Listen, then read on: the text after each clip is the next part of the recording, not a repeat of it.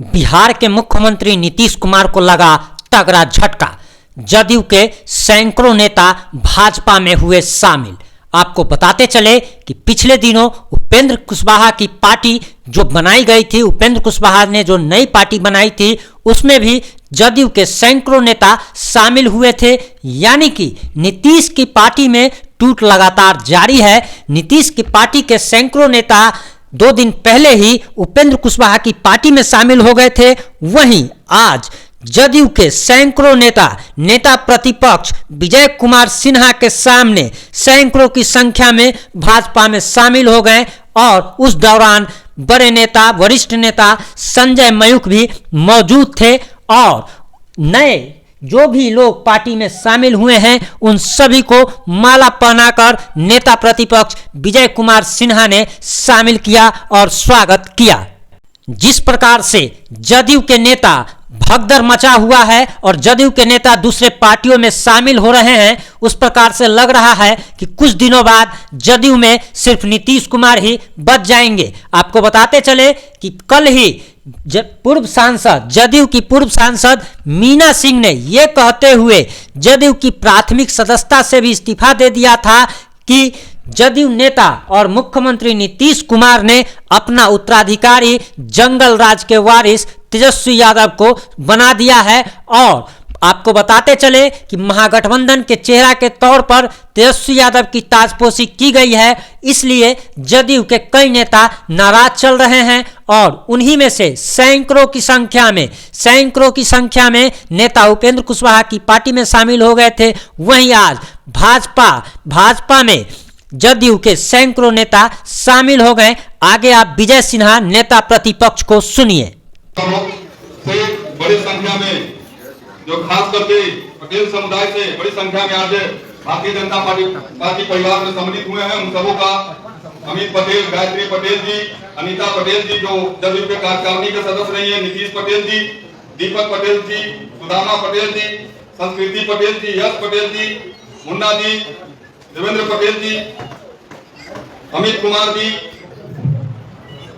दीपक जी, विकास पटेल जी, ये तमाम साथी जो भारतीय जनता पार्टी के नीतियों और कार्यक्रम से प्रभावित होकर आदरणीय नरेंद्र मोदी जी के सपनों के भारत को बनाने के लिए आज कदम से कदम मिलाकर चलने का संकल्प लिया है।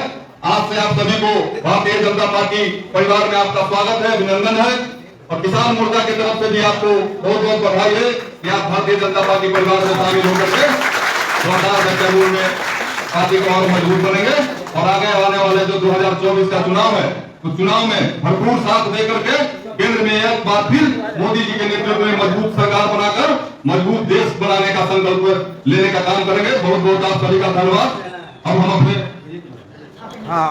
काफी समय से हमारे बड़े भाई नेता प्रतिपक्ष विजय सिन्हा जी आप लोग के ज्वाइन के लिए उपस्थित हुए थे, अब सीधे उनको देख करके आप सभी से मार्गदर्शन की अपेक्षा करते हुए आदरणीय बड़े भाई आज जदयू के पूर्व जिलाध्यक्ष अमित पटेल जी, महिला उपाध्यक्ष जदयू के गायत्री पटेल जी, जदयू के नेता अनीता पटेल जी और जदयू के नेता नीतीश पटेल जी, दीपक पटेल जी सहित कई दर्जन लोग आज भारतीय जनता पार्टी में आप सम्मिलित हुए। आपका स्वागत है, हृदय से अभिनंदन है और आप नए राष्ट्रवाद के पथ पर चलेंगे। देश के प्रधानमंत्री नरेंद्र मोदी जी का महामंत्र को मन के अंदर ग्रहण कर हम सभी बिहारी मिलकर के नए बिहार बनाने के लिए कदम बढ़ाएंगे। प्रधानमंत्री जी का मंत्र है सबका साथ, सबका विकास, सबका विश्वास, सबका प्रयास और यही महामंत्र हमारे सामाजिक समरसता और राष्ट्रवाद के पथ को हम आगे बढ़ाएंगे, कदम मिलकर बढ़ाएंगे। हमारी शुभकामना है उज्जवल भविष्य के लिए कि भारतीय जनता पार्टी सत्ता से ज्यादा समाज के लिए और राष्ट्र प्रथम के भाव से कदम बढ़ाता है। उस भाव से आगे हम लोगों को बढ़ना है। हमारी बहुत बहुत शुभकामना आप सभी को है। ये कल मीना सिंह ने पार्टी छोड़ा था, आज भी कई लोग हैं जो जदयू छोड़ के आ रहे हैं। देखिए आज जदयू की स्थिति डूबती हुई नाव की तरह है, जो दिशाहीन हो चुका है। जिस उद्देश्य से जदयू बिहार की सत्ता पर इतने दिनों तक शासन किया, भारतीय जनता पार्टी चाणक्य बनकर उनको जनगुट बनाया, वो चंद्रगुप्त भटक गए और वो चंद्रगुप्त शासन चलाने के लिए अब नहीं राज्य कर रहे हैं, वो कुर्सी बचाने के लिए। और जब कुर्सी बचाने के चक्कर में अपने सिद्धांत को छोड़कर गलत समझौता करते हैं तो फिर लोग उनको छोड़ देते हैं। आज देखिए कर्म से कि जदयू में टॉप से लेकर बॉटम तक सभी उनको छोड़ रहे हैं, क्योंकि उसने जिनको उत्तराधिकारी बनाया वो जंगल राज लाने वाले प्रभा थे, जो अब जंगल राज के लिए जनता राज करेंगे, गुंडा राज में तब्दील हो रहा है। इसलिए परिवर्तन बहुत तेजी से दिखाई पड़ेगा पूरे बिहार के अंदर। अच्छा, ये विधानसभा में जो अध्यक्ष हैं उन्होंने 4 विरोध हैं आपकी पार्टी के, उनको ट्वीट किया है, कार्रवाई की संकेत दिया है कि कार्रवाई करेंगे। लगता है कि आप लोग क्या रहे? भारतीय जनता पार्टी बिहार की जनता के सेवक के रूप में हमारे विधायक काम करते हैं और एक सेवक अपने बिहार की जनता मालिक है, उसके प्रति वफादारी से अपने कर्तव्य का निर्वहन करेगा। सदन में लोकतंत्र के राज्य के सबसे बड़े मंदिर में वो अपनी आवाज से सरकार का ध्यान आकृष्ट कर रहा था। सरकार बिहार के मजदूरों के साथ हो रहे अपमान, उसकी पिटाई और उसकी हत्या से जुड़े विषय पर गंभीरता नहीं दिखा पा रही थी। लोग अपनी आवाज सुनने के लिए विधानसभा अध्यक्ष एक अध्यक्ष के रूप में अपने कर्तव्य का निर्वहन नहीं कर पा रहे हैं।